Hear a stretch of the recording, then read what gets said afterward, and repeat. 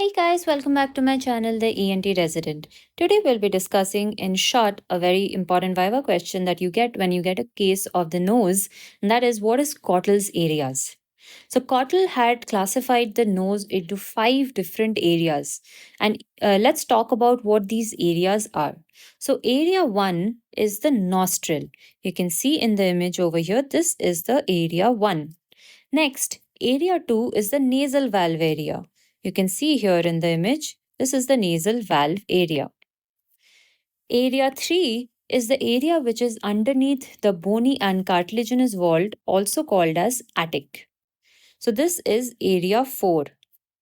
Next is area 3.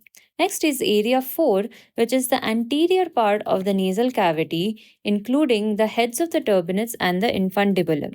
So this whole area is area 4.